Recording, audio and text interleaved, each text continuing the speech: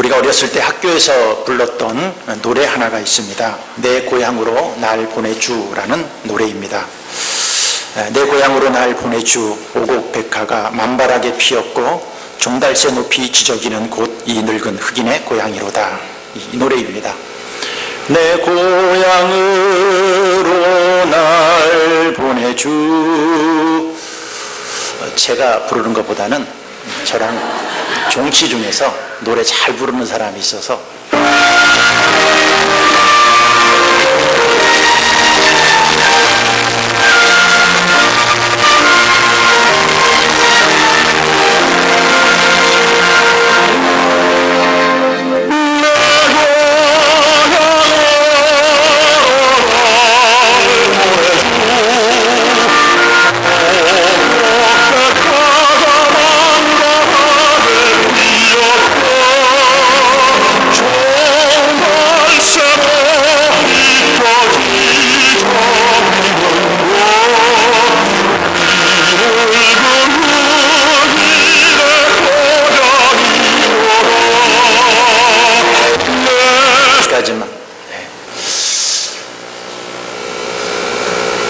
종달새 높이 지저귀는 곳 이 늙은 흑인의 고향이로다. 이렇게 되어 있습니다. 이 노래가 우리나라 노래 같지만은 그렇지 않습니다.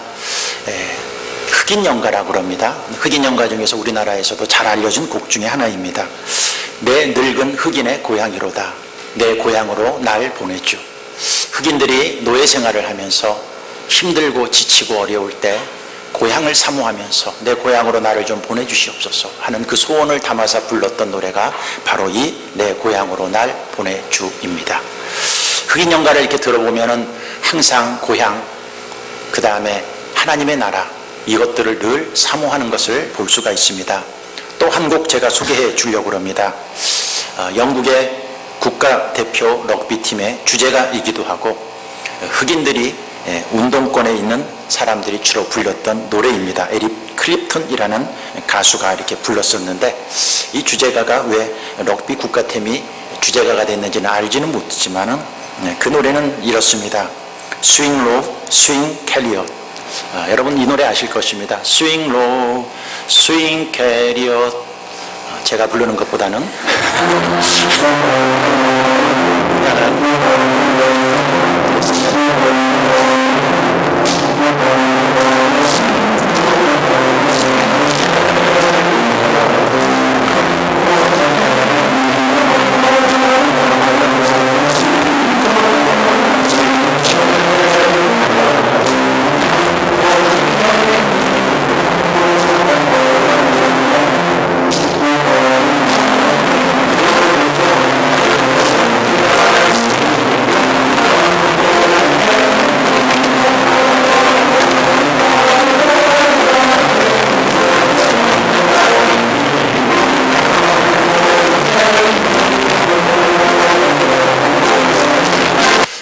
기억나시는 분이 있을 것입니다. 이 노래도 많이 알려졌고 또 복음성가로도 많이 불려져 있던 노래입니다. 우리는 그냥 영어로 부르니까 가사만 리듬만 알고 있지만 그것을 번역하면 이렇게 되어 있습니다. 번역한 것. 부드럽게 흔들리는 마차가 나를 집에 데려가려고 오네. 요단강 건너를 바라보니 천사의 무리가 나를 따라오네. 무리가 나를 따라 나를 집에 데려가려고 오네. 혹시 나보다 먼저 거기 가거든 나도 꼭 간다고 친구들에게 말해주게.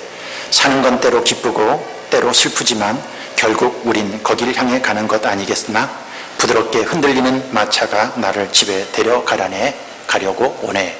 이런 내용입니다. 이 내용은 무엇일까요? 부드럽게 흔들리는 마차가 나를 집에 데려가려고 오네. 이 집은 무엇을 말할까요? 요단강 건너에 있는 하나님의 나라를 사모하면서 불렀던 노래입니다. 천사의 무리가 나를 따라오고 나를 집으로 데려가라고 하네. 이 집은 어느 집일까요? 하나님의 나라에 있는 집을 사모한 것입니다. 이것도 흑인 연가입니다. 이처럼 흑인 연가는 늘 삶에 있어서 하나님의 나라를 사모합니다. 왜 그랬을까요? 노예 생활이 힘들고 어렵습니다. 핍박과 고난이 그들에게 굉장히 많이 있었기 때문에 그들은 이런 노래를 부르면서 일을 하고 이런 노래를 부르면서 하나님 나라를 사모하고 이런 노래를 부르면서 고향을 사모하고 그들은 그 어려운 고난과 고통을 이겨나갔던 것입니다. 우리가 인생을 살아가면서 우리 삶의 정체성이 무엇일까? 내가 살아가는 삶에 있어서 하나님을 믿는 백성들에게 있어서 나의 정체성은 무엇일까? 우리가 한번 물어봤을 때 우리가 결코 빼놓지 말아야 될 정체성이 있습니다. 그게 뭘까요? 나는 언젠가는 하나님의 나라에 가고 지금 내가 살아가는 이 삶의 현장은 나그네라는 것입니다. 근데 우리는 때로 이것을 자꾸 잊어버립니다. 그래서 하나님께서는 이스라엘 백성들에게 혹시 그것을 잊어버릴까 봐 먼저 그들을 어디다 보내느냐 하면 광야로 보냅니다. 그리고 거기에서 그 인생이 무엇인가를 알려줍니다. 그게 뭘까요? 너는 나그네다 하는 것을 알려줍니다. 이스라엘 백성들이 광야에 갔습니다. 그 광야에서 첫 번째 아는 것이 무엇일까요? 광야에는 나그네 정신을 배우는 곳이다 하는 것입니다. 사람들은 정착하며 살기를 좋아합니다. 많은 사람들이 꿈이 있습니다. 나이가 들면 어디 시골에 땅 좀 사다가 거기다 집도 짓고 거기서 농사도 지으면서 좋은 공기 마시면서 거기서 인생을 살고 싶다 하는 것이 사람들의 꿈 중에 하나입니다. 왜? 이 세상이 너무 고생스러웠고 힘들었으니까 마지막에 내가 좀 정착할 수 있는 곳을 찾고 싶어서 그런 꿈과 생각들을 사람들은 많이 하고 있습니다. 그러나 우리가 착각하지 말아야 될 게 있습니다. 과연 우리는 이 땅에서 영원히 정착하고 살 수 있을까요? 절대로 그렇지 않습니다. 그걸 알기 때문에 하나님께서는 이스라엘 백성들을 정착할 수 있는 땅을 소개해 줬습니다. 그 땅이 뭐냐면 오늘 이 가나안 7 족속을 얘기하고 있는데 그 족속들이 살고 있는 가나안 땅입니다. 그 땅에 가서 이스라엘 백성들은 정착하며 살 수 있도록 하나님이 마련해 주었습니다. 근데 거기다 바로 집어넣지 않습니다. 네가 살 정착할 수 있는 땅이 있는데 네가 미리 훈련 받아야 될 게 있다. 그것은 뭐냐면 광야에서 네가 나그네라는 것을 알아야 된다. 그 삶을 우리에게 알려주기 위해서 정착할 수 있는 가나안 땅에 보내기 전에 40년 동안 이스라엘 백성들을 광야로 보내서 거기서 나그네된 삶을 경험하게 하는 것입니다. 나그네된 삶을 경험했던 광야에서 그들은 집을 지을 수가 없습니다. 텐트를 치고 삽니다. 옷도 많아봤자 한 벌 정도입니다. 신발도 한 컬레 신고 다녔습니다. 그들은 요리를 할 필요가 없습니다. 왜 그러냐면 아침마다 하나님이 만나를 주시기 때문에 그 만나 담을 그릇 있으면 됩니다. 요리를 할 필요가 없습니다. 왜? 하나님께서 만나를 매일 아침에 주고 광야에는 먹을 것이 없기 때문에 거기 무슨 요리해갖고 먹을 수 있는 아무런 근거가 없습니다. 오직 그릇 하나 그거 갖고 그들은 인생을 살았던 것입니다. 그들을 낮에는 구름기도 인도합니다. 하나님이 구름이 멈추면 그들은 거기다 텐트 치고 삽니다. 그 다음날 일어나서 구름이 움직이면 또 텐트 다 걷어갖고 보따리 싸고 그 구름 쫓아가다가 구름이 멈추면 거기서 또 텐트 치고 살고 그렇게 삽니다. 짐이 무거울래야 무거울 수가 없습니다. 무거운 것 갖고 살아봤자 고생만 더 할 뿐이기 때문입니다. 광야는 색깔도 단순합니다. 광야에 가면 있는 색깔은 암갈색, 회색 이것밖에 없습니다. 거기는 빨간색도 없을 겁니다. 노란색도 없을 것입니다. 거기는 화려한 무지개 색깔의 빛이 없습니다. 그냥 어두침침하고 좀 칙칙한 색깔밖에 없는 곳이 바로 어디입니까? 광야입니다. 광야. 그러면 이스라엘 백성들만 이 광야에서 나그네된 삶을 경험시켰을까요? 그렇지 않습니다. 하나님께서는 하나님을 믿는 우리들에게도 우리가 가져야 될 신앙의 정체성이 있다. 그게 뭐냐? 히브리서 11장 13절 이렇게 얘기하고 있습니다. 같이 읽겠습니다. 이 사람들은 다 믿음을 따라 죽었으며 약속을 받지 못하였을 때 그것들을 멀리서 보고 환영하며 또 땅에서는 외국인과 나그네임을 증언하였느니라. 이 땅에서는 뭐라고 그래요? 외국인과 나그네임을 그들은 증언하고 살았다는 것입니다. 베드로전서 2장 11절에도 이렇게 얘기하고 있습니다. 같이 읽겠습니다. 사랑하는 자들아 나그네 같은 영혼을 거스려 싸우는 육체의 정욕을 제어하라. 사랑하는 자들아 우리를 이렇게 부릅니다. 거류민과 나그네 같은 너희를 권한다. 우리는 뭐예요? 거류민입니다. 우리는 나그네입니다. 나그네. 이 땅에서 오래 살 것 같지만 누구도 예외가 없습니다. 우리는 언젠가는 다 떠나게 되어 있습니다. 이 땅에서 영원히 살 것 같이 돈을 모아놨지만 아무 소용없습니다. 우리는 언젠가는 다 놓고 가야 됩니다.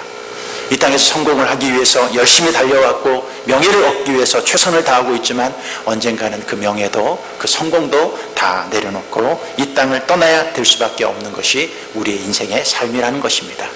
우리는 떠나면 어디로 갈까요? 하나님의 나라가 있고 천국이 우리에게 있는 것입니다. 몽골 텐트라고 있습니다. 몽골 텐트. 왜 몽골 텐트라는 그 텐트가 있을까요? 몽골 사람들은 원래 무엇을 치고 살았느냐 하면 텐트를 치고 살았습니다. 살았어요. 몽골이라는 나라가 있습니다.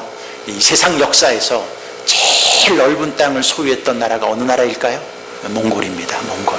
유럽서부터 아시아 이쪽 끝까지 역사상 제일 큰 나라를 차지했던 나라가 몽골입니다. 사람들은 얘기를 합니다. 왜 몽골이 그렇게 큰 나라를 차지할 수 있었을까? 중요한 정신 하나가 있었다고 그럽니다. 그것은 뭐냐면 몽골은 싸움을 하고 항상 텐트 치고 살았습니다. 텐트 치고. 집을 벽돌을 갖고 만들고 살지를 않았습니다. 전쟁을 할 때도요, 싸웁니다. 싸워요. 말을 타고 가서 전쟁을 해서 싸우고 텐트 치고 또 텐트 치고 또 걷고 또 가서 싸우고 징기스칸 시대 때 그래서 세상에서 제일 큰 민족을 나라를 소유했던 게 바로 이 몽골 민족입니다. 그들은 집을 짓지 않았습니다. 늘 나그네 같이 살았습니다. 전쟁을 하면 그 전쟁했던 그 자리가 텐트 치고 그게 그들이 삶의 처소였고 또 전쟁을 하면은 거기가 그들의 텐트였습니다. 많은 학자들이 얘기를 합니다. 몽골이 왜 무너졌는가? 몽골이 왜 저렇게 보잘것없는 나라가 되었는가? 역사학자들은 이렇게 얘기합니다. 쿠빌라이라는 왕이 있습니다. 그 왕이 생긴 뒤부터 왕궁을 짓기 시작했답니다. 왕궁을 짓고 별궁을 짓고 나라를 정착하고 거기서부터 시작됐다고 합니다. 그래서 쿠빌리아라는 그 왕 후부터 점차 나라들은 쇠약해졌고 결국 몽골은 지금과 같이 연약한 나라가 될 수밖에 없었다는 것입니다. 신앙생활을 합니다. 정착의식을 갖고 살아가는 사람들은 영적 힘이 없습니다.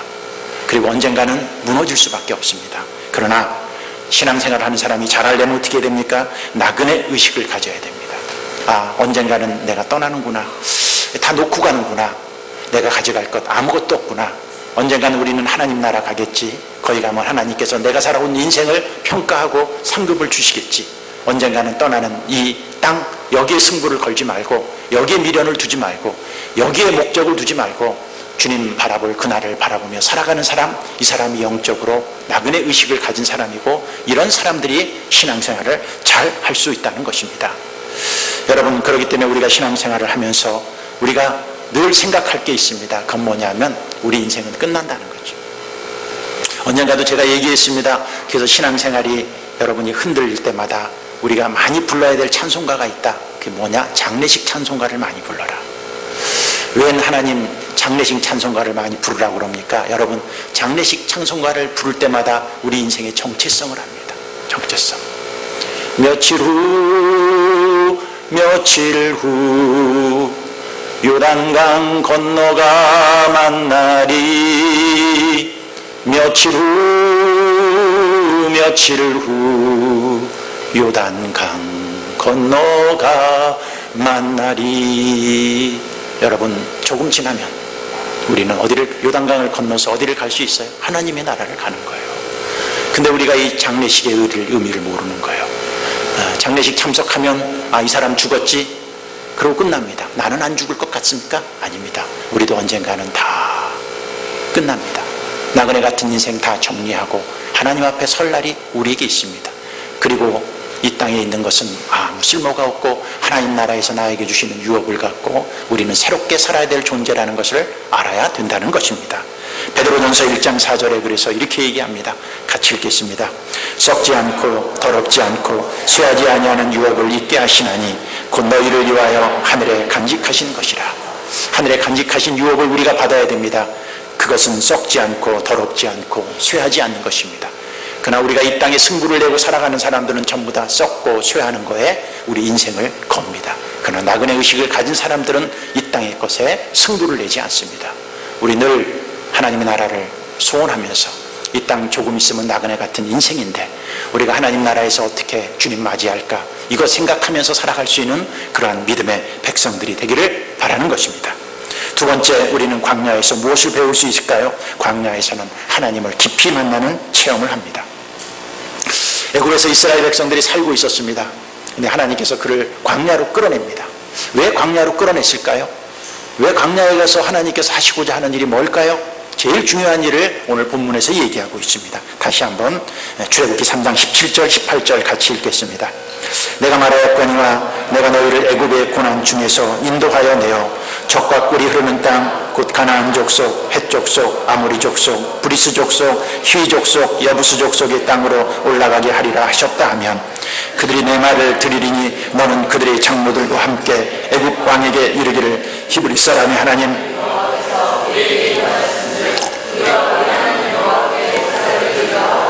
사흘 뜰쯤 광야로 가도록 허락하소서 하라 그랬습니다. 여기 뒤에 보면 이런 말이 있습니다. 중간에 보면 하나님 여호와께서 우리에게 임하셨은즉 우리가 우리 하나님 여호와께 제사를 드리려 하오니 사흘 길쯤 광야로 가도록 허락하소서 하라 그랬습니다. 우리가 하나님 여호와께 무엇을 드리러? 제사를 드리러 간다. 하나님이 이렇게 얘기하라고 했습니다. 하나님이 이스라엘 백성들을 애굽에서 건져낸 이유가 있습니다. 광야에 가서 무엇하려고? 제사 드리게 하려고. 제사는 하나님을 만나는 신앙적 행위입니다. 제사를 통해서 하나님은 이스라엘 백성을 만났습니다. 그래서 하나님께서는 이스라엘 백성들을 광야로 끌고 와서 그들에게 한 명령이 있습니다. 그 명령이 뭘까요? 출애굽기 25장 8절입니다. 같이 읽겠습니다. 내가 그들 중에 거할 성소를 그들이 나를 위하여 짓되 물은 내가 내게 보이는 모양대로 장막을 짓고 기구들도 그 모양을 따라 지을지니라. 그들 중에 거할 성소를 그들이 나를 위하여 짓되 물은 내가 내게 보이는 모양대로 장막을 짓고 기구들도 그 모양을 따라 지을지니라. 이게 뭡니까? 성막을 지라는 거예요. 성막. 그래서 하나님께서는 성막을 어떻게 질 것인지, 그 안에 어떤 재료를 넣을 것인지, 법궤는 어떻게 만들 것인지, 촛대는 어떻게 만들 것인지, 떡상은 어떻게 만들 것인지 치수까지 정해갖고 하나님께서 텐트로 만든 성막을 짓도록 만듭니다. 그리고 그 성막의 가장 중심에 무엇을 만들어 놓냐면 지성소를 만들어 놉니다. 지성소는 누가 계시는 곳입니까? 하나님이 계시는 곳입니다. 거기에 하나님의 임재가 있는 곳입니다. 그러면 제사를 드리려고 하는 목적이 무엇입니까? 제사를 드려야 됩니다. 왜? 우리는 죄인이기 때문에. 동물을 갖고 우리가 죄 때문에 죽어야 되는데 동물을 죽여서 제사를 드리면 내 죄가 사해져서 그 제사를 통해서 지성소에 계신 누구를 만날 수 있는가요? 하나님을 만날 수 있는 그 축복이 있는 거예요. 왜 이스라엘 백성들을 광야로 보냈을까요? 그 광야에서 하나님 만나도록. 하나님. 이스라엘 백성들이 전에 신앙생활을 애굽에서 했었습니다. 그런데 거기는 제사가 없었습니다. 하나님이 누군지도 몰랐습니다. 하나님의 음성을 들을 수도 없었습니다. 그냥 하나님에 대한 막연한 추상적인 생각만 있었지 그들은 400년 동안 하나님과 만난 적도, 하나님과 구체적으로 교제한 적도, 하나님을 통해서 죄를 해결한 적도 없었습니다. 그래서 하나님께서는 그들을 끌어내서 광야에서 제사를 드리고 지성소에서 하나님을 만날 수 있는 그 축복과 은혜를 주기 위해서 하나님께서는 광야로 이스라엘 백성들을 끌어낸 것입니다. 우리도 신앙생활을 합니다. 신앙생활 잘하고 있다가 갑자기 우리도 신앙생활 하다가 하나님이 광야에 우리를 내보낼 때가 있습니다. 갑자기 문제가 생기고 어려운 문제가 생기고 고통스러운 문제가 생기고 고난이 생길 때가 있습니다. 그럼 왜 하나님께서 나에게 갑자기 그런 어려운 일을 주고 힘든 일을 주었을까요? 나를 미워해서? 아닙니다. 나를 벌 주려고? 그것도 아닙니다. 하나님 나를 광야로 내버린 것은 그곳에서 하나님을 좀 더 깊이 만나고 하나님을 제대로 체험하고 하나님이 누구신가를 제대로 알려주기 위해서 하나님께서는 우리를 광야로 내보내는 것입니다. 광야로 가기 전에는 모든 일들이 내가 잘나서 되는 줄 압니다. 그리고 사람들이 기고만장합니다. 자기가 하나님이나 되는 것처럼 큰 소리치고 잘난 척하고 삽니다. 그러다가 하나님이 광야로 보냅니다. 하던 사업이 어려움을 겪고 갑자기 병이 들어서 어려움을 겪고 인생의 위기를 겪기 시작합니다. 잘 나가던 자녀들이 고통을 당하기 시작해서 갈피를 못 찾게 됩니다. 그렇게 광야로 갑자기 내몰리면 갑자기 사람들이 처음에는 원망을 하다가 불평을 하다가 시간이 좀 지나면 정신을 차리기 시작합니다. 하나님이 나를 왜 이 광야로 몰아냈지 하면서 다시 깨닫기 시작합니다. 그러고 그 모든 환경을 뛰어넘어서 하나님이 있는 자리로 서서히 나가기 시작합니다. 기도하지 않았던 사람들이 기도의 자리로 옵니다. 그전에는 기도하다가 5분 이상 기도하지 못했던 사람들이 광야에서 1시간씩 때로는 2시간씩 하나님 앞에 기도하기 시작합니다. 예배를 드렸을 때 예배만 앉으면 졸기 시작했던 사람이 예배를 드리면서 그 말씀을 들으면서 그 말씀이 저렇게 나를 통해서 나에게 하는 말씀이구나 하면서 깨닫기 시작하게 됩니다. 찬양을 부를 때 지겨웠었습니다. 유행가를 부를 때는 노래방에서 소리 꽥꽥 찔리면서 불렀던 사람이 교회 와서 복음성가 좀 부르려고 그러면 지겹게 부르지 않고 입만 다물고 있었던 사람이 그 찬송가 구절이 나를 통해서 하는 얘기구나. 어떨 때는 그 찬송가를 부르다가 눈물을 뚝뚝 흘리기 시작합니다. 그리고 그 눈이 하나님을 향하게 됩니다. 교만했던 생각들이 사라지게 됩니다. 사람들이 말수가 적어집니다. 그리고 예배의 자리, 그리고 그 컸던 목소리가 조용해지기 시작합니다. 그리고 묵묵히 하나님을 바라보기 시작합니다. 하나님을 갈망하면서 그가 하나님께 불렀던 아름다운 노래가 그는 기억이 납니다. 목마른 사슴 시냇 물을 찾아 헤매이르시 내 영혼 주를 찾기에 갈급하나이다.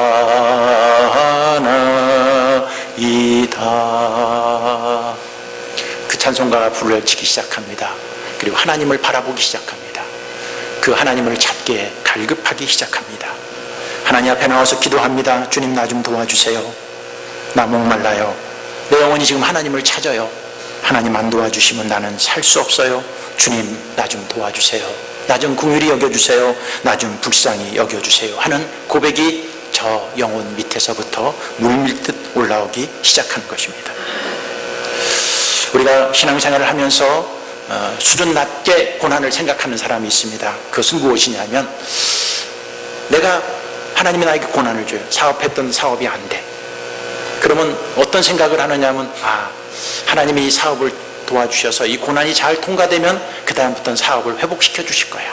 우리 이런 생각을 하고 고난을 견딥니다. 그러나 그것은 수준이 얕은 신앙입니다. 내가 갑자기 병이 걸렸습니다.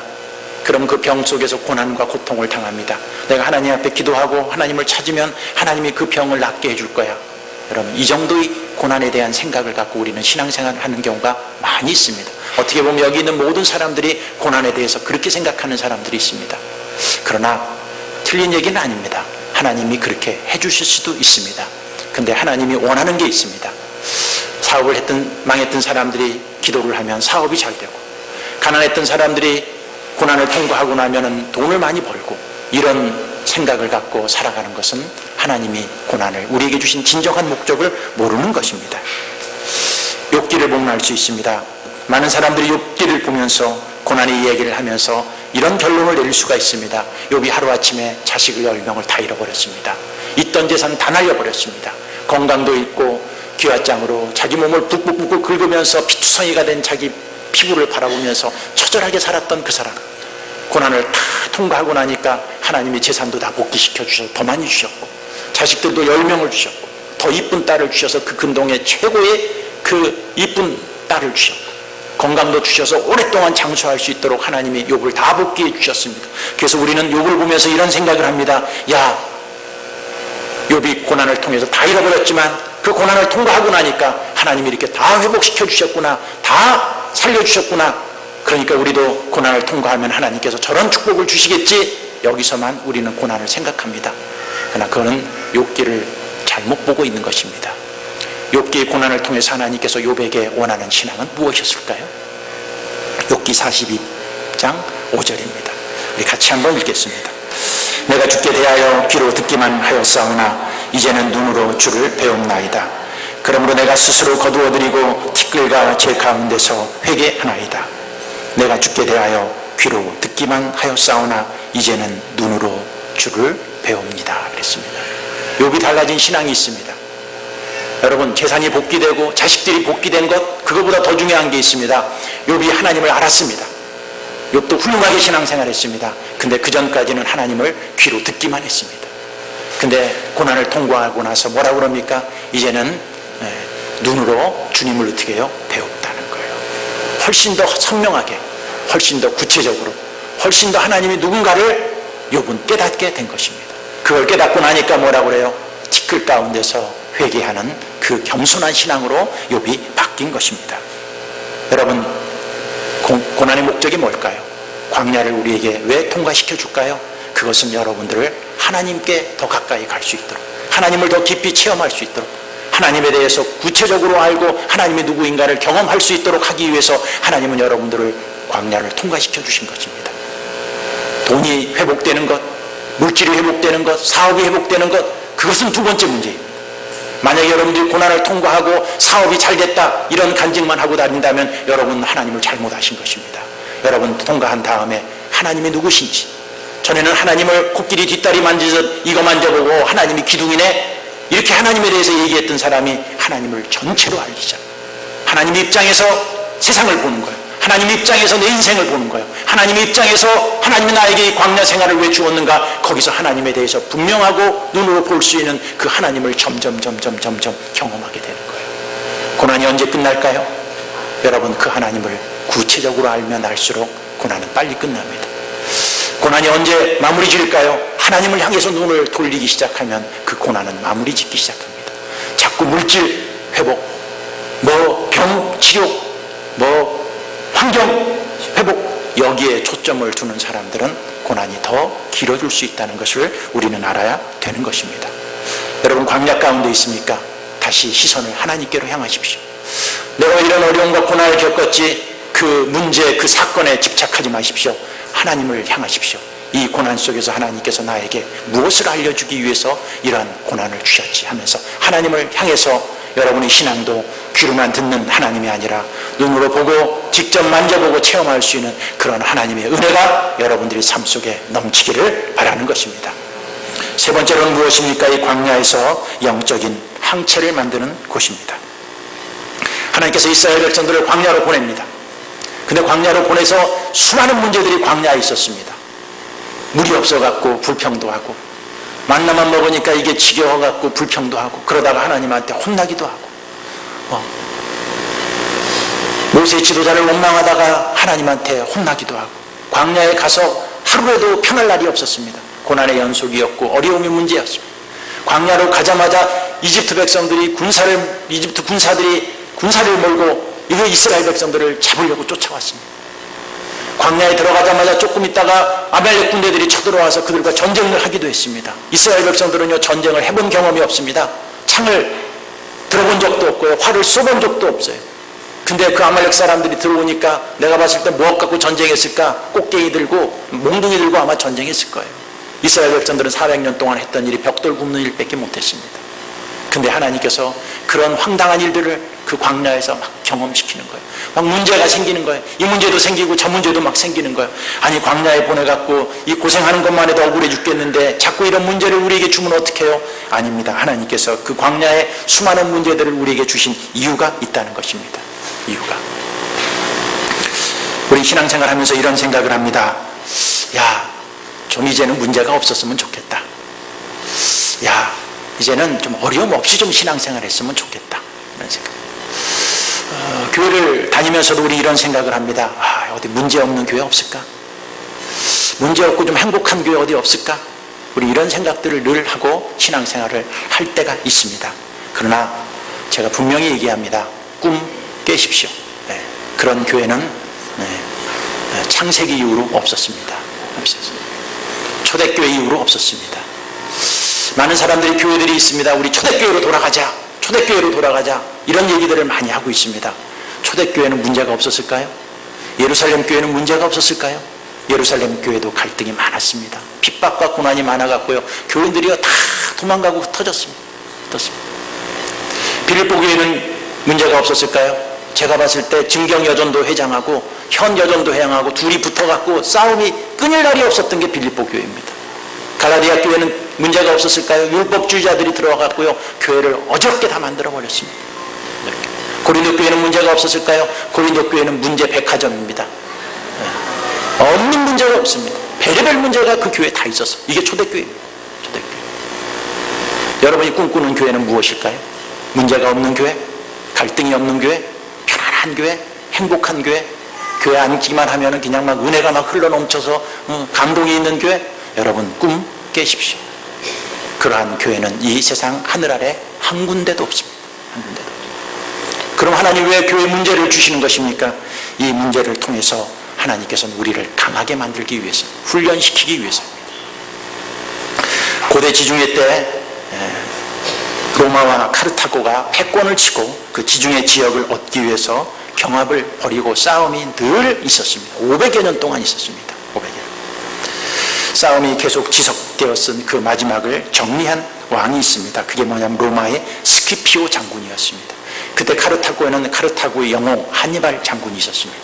하니발 장군은요, 전략가였습니다. 누구도 그를 이길 수가 없었습니다. 싸움에 그를 당할 재주가 없었습니다.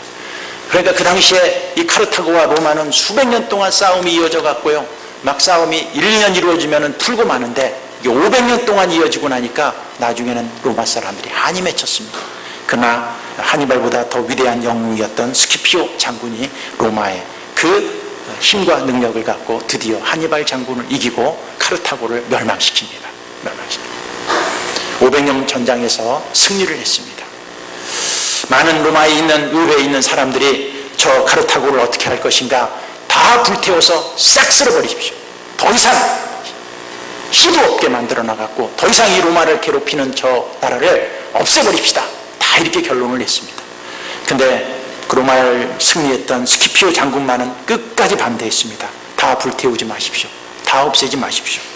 왜 그러냐면 로마는 항상 이렇게 강대국이 됐던 중요한 원인 중에 하나가 나라를 정복하면은 유화정책을 써서, 포용정책을 써서 다 죽이지 않고 그들도 다 등용시키고 이러한 정책을 펴섰었습니다. 근데 워낙 이 카르타고하고는 한이 많이 맺혔고 로마 사람들이 수만 명이 희생을 당하고 많은 귀족들도 많이 희생을 당하니까 다 불태워 버리자고 결론을 내렸습니다. 결국 카르타고는 다 불태워버리고 다 없애버렸습니다. 이때 스키피오는 눈물을 흘렸습니다. 그게 그 유명한 스키피오의 눈물이었습니다. 왜 울었을까요? 그는 불타고 있는 카르타고를 보면서 언젠가는 불타버릴 미래의 로마를 보고 울었다고 얘기하고 있습니다. 로마는 500년 동안 왜 이렇게 강대국이 될 수 있었을까요? 많은 학자들이 얘기했습니다. 그 옆에 카르타고 때문에 그 나라가 큰 나라가 됐다는 것입니다. 항상 긴장을 유지했습니다. 전쟁 준비를 했습니다. 경고망당하지 않았습니다. 그리고 늘 전쟁이 있었기 때문에 그 로마는 강대국이 될 수 있었고 준비를 했었습니다. 근데 그 반대 세력이 다 없어지고 불태워버리자 그때부터 로마는 긴장이 풀리기 시작했습니다. 내분이 일어났습니다. 귀족들은 타락하기 시작했습니다. 싸울 일이 없으니까 늘 놀고 먹고 즐기는 일밖에 없었습니다. 로마는 차차 힘을 잃어갑니다. 전쟁을 해야 되는 군인 의식들이 로마에 다 사라지기 시작합니다. 그러고 로마는 결국 망합니다. 많은 학자들은 이렇게 얘기합니다. 로마는 전쟁으로 망한 것이 아니라 전쟁을 할 대상이 없어서 망한 것이다. 이렇게 얘기하고 있습니다. 사치와 향락, 타락으로 로마는 치달렀고 결국 망했습니다. 저항이 사라지면 생명력도 사라집니다. 전쟁이 사라지면 잠시는 좋을지 모르나 곧 인간은 타락하게 되어 있다는 것입니다. 적이 있다는 것, 이건 축복입니다. 대적이 없는 것, 이게 가장 위험한 삶의 모습입니다. 버리기 직전에 신발이 가장 편하다고 합니다. 버리기 직전의 신발이 가장 편하답니다. 왜요? 버리기 직전까지 신고 다녔기 때문에 닭이 다리에 탁 맞게 되었는데 곧 그 신발은 폐기 처분할 신발입니다. 콜레라에 걸리지 않는 방법이 무엇일까요? 손을 씻고 음식을 잘 먹고 깨끗하고 청결한 삶을 유지하는 것, 그것도 맞는 말입니다. 그러나 콜레라에 걸리지 않는 가장 좋은 방법은 뭘까요? 콜레라 균을 내 몸속에 넣는 것입니다. 그리고 이 백혈구가 내 몸속에서 콜레라 균과 싸우면서 항체를 만드는 것입니다. 그게 콜레라를 이기는 가장 좋은 방법입니다. 간염을 어떻게 이길 수 있을까요?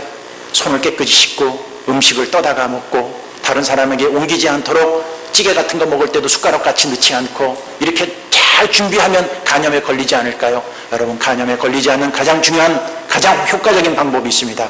간염균을 내 몸속에 넣는 것입니다. 그래서 내 몸속에서 간염 항체를 만드는 것입니다. 간염은 한 번 넣어서 안 됩니다. 3번 넣어야 됩니다. 3번. 그게 우리 몸에 항체가 생깁니다. 영적인 것도 똑같습니다. 왜 우리가 광야에 가야 됩니까? 그리고 광야에서 수많은 문제를 우리가 부딪히면서 그곳에서 있어야 됩니까? 살기 싫어서 광야를 뛰쳐나가요? 그러면 우리는 항체가 생기지 않습니다. 닭과 오리들이 AI에 걸려서 독감에 걸려서 다 폐기 처분됩니다. 계란 파동까지 생겨갖고 계란을 낳을 수 있는 닭까지 없어갖고 미국에서 계란을 수입하고 얼마 전에는 태국에서까지 사옵니다. 계란값이 계속 오르고 있습니다. 왜 그랬을까요? 닭과 오리를 광야에서 키우지 않고 닭장에서 키웠기 때문에 면역력들이 다 사라져서 청둥오리들은 AI에 걸려도 날아다녀요. 안 죽고. 근데 닭장에서 키운 얘네들은 힘을 잃어갖고 다 죽습니다. 다 죽고.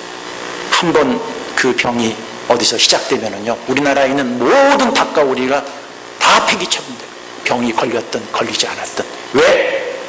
면역력이 없으니까. 왜? 항체가 없으니까. 항체가 없으니까. 누가 이깁니까? 영적인 항체가 있는 사람이 영적 싸움에서 이기고 영적으로 건강해질 수 있고 영적인 광야에서 승리할 수 있습니다. 누가 패배합니까? 항체가 없는 사람입니다. 광야에 가면은 힘들다고 낙심해 있고 쓰러져 있고 조금만 고난과 어려움이 있으면은 어디 편한 곳 없나 그런 데만 쫓아다니고 그러면서 우리가 신앙생활을 한들 우리에게 영적 항체가 생기겠습니까? 절대로 그렇지 않습니다. 여러분, 싸워서 이기고 어떤 어려움과 시련이 있어도 승리하는 것, 그게 하나님의 백성들이 살아가는 삶의 모습입니다. 영적 항체가 생긴 사람은 이깁니다. 영적 항체가 생기지 않은 사람들은 폐기 처분됩니다. 그게 하나님 나라의 원리입니다. 여러분, 항체가 생겼습니까? 이겼습니까? 승리하셨습니까? 아니면 항체가 아직도 만들어지지 않아갖고 비틀비틀거리며 인생을 살고 있습니까? 다시 싸워서 이기시길 바라겠습니다. 데살로니가후서 1장 4절에 이렇게 얘기합니다. 같이 읽겠습니다. 그러므로 너희가 견디고 있는 모든 박해와 환난 중에서 너희 인내와 믿음으로 말미암아 하나님의 여러 교회에서 우리가 친히 자랑하노라. 사도 바울이 이 데살로니가 교회를 칭찬했어요. 자랑했어요. 이유가 뭐예요? 그러므로 너희가 견디고 있는 모든 박해와 환난 중에서 너희 인내와 믿음으로 말미암아 하나님의 여러 교회에서 우리가 친히 자랑하는 거예요. 왜 데살로니가 교회가 칭찬하는 자랑하는 교회로 됐을까요? 견디었어요. 박해를 인내로 이겼어요. 이 데살로니가 교인들은요, 영적 항체가 생긴 거예요. 그러니까 자랑할 수 있는 거예요. 야고보서 1장 4절을 보겠습니다. 같이 읽겠습니다. 인내를 온전히 이루라. 이는 너희를 온전하고 구비하여 조금도 부족함이 없게 하려 하심이라. 인내로 나가십시오. 영적 항체가 무엇인 줄 아십니까? 인내입니다. 인내하는 사람은 영적 항체가 생긴 사람입니다. 왜?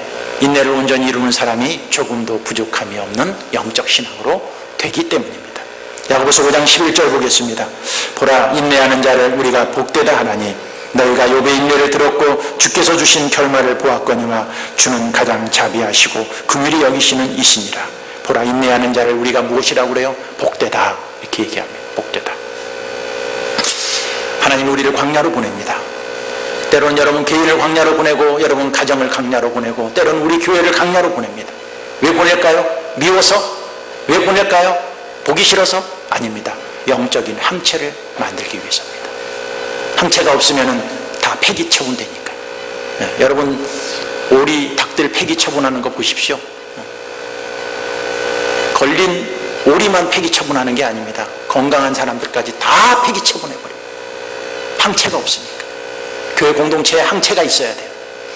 교회 공동체에 항체가 없으면요, 폐기 처분 당합니다. 그러려면 우리가 어떻게 해야 돼요? 광야. 이 어려운 문제가 그 안에 있을지라도요, 인내하고 참고 견디고 나가는 거예요. 그러면 영적 항체가 딱 생기면 우리는 하나님 앞에 어떤 시련과 고난이 와도 승리할 수 있고 가나안 땅을 정복할 수 있는 자격을 갖출 수 있는 하나님의 백성들이 될 것입니다. 여러분, 다시 이 광야 속에서 내가 해야 될 일이 무엇인가를 찾읍시다. 그리고 영적 항체를 만듭시다. 그리고 이겨서 승리하는 하나님의 귀한 백성들이 되는 축복이 있기를 바라겠습니다. 기도하겠습니다.